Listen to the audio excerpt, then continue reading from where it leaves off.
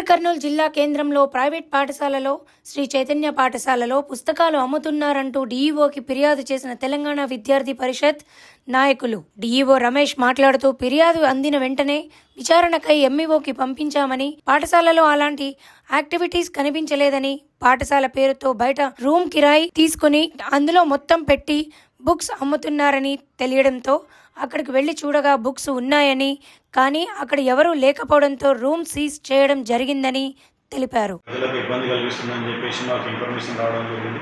అదేవిధంగా నిన్న కల్లకుర్తిలో శ్రీ చైతన్య స్కూల్లో ప్రైవేట్ బుక్స్, ప్రైవేటు స్కూల్కి సంబంధించినటువంటి ఇతర మెటీరియల్ అన్నీ కూడా అధిక ధరలకు వితౌట్ ప్రాపర్ పర్మిషన్ అమ్ముతున్నట్టుగా మాకు ఇన్ఫర్మేషన్ రావడం జరిగింది. ఎంబడే ఎంఈఓ గారిని పంపించడం జరిగింది. ఎంఈఓ వారు చేసి దాన్ని కన్ఫర్మ్ చేసి ఇమీడియట్గా మున్సిపల్ సిబ్బందికి ఇన్ఫార్మ్ చేయడం జరిగింది. ఇమీడియట్గా మున్సిపల్ సిబ్బంది వచ్చి వెరిఫై చేసేసి అక్కడ ప్రాపర్ పర్మిషన్స్ ఎట్లాంటివి లేవు కాబట్టి వాళ్ళ మీద యాక్షన్ తీసుకోవడం జరిగింది.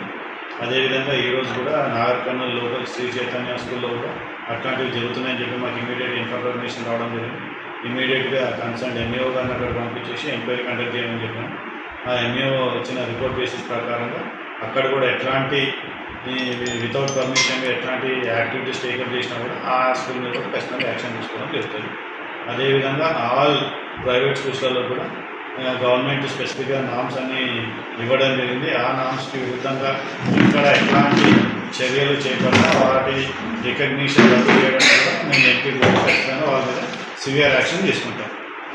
యాకు చట్ట ప్రకారం అడ్మిషన్ ఫీజు అని తర్వాత ఎక్స్ట్రా ఫీజులు వసూలు చేస్తున్నారు. వాటిపైన మీరు స్కూల్స్లలో ఈ క్లాస్ నుంచి ఈ క్లాస్ వరకు ఇంత ఫీజు అని చెప్పేసి ప్రిస్క్రైబ్ చేయడం జరుగుతుంది.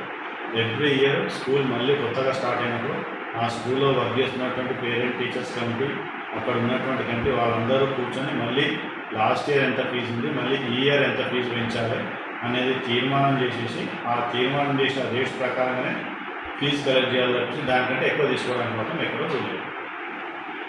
ఈ అడిషనల్ ఫీజులు తీసుకోవచ్చా సార్? అడ్మిషన్ ఫీజు అని అదే చెప్తున్నాను కదా, తీర్మానం చేశారు పేరెంట్ టీచర్స్ కమిటీ. ఆ కమిటీ ఎంతైతే అమౌంట్ ఫిక్స్ చేస్తారో అదే కలెక్ట్ చేయాలి. అంతకు మించి దాని మీద ఏది కలెక్ట్ చేయడానికి వీలు.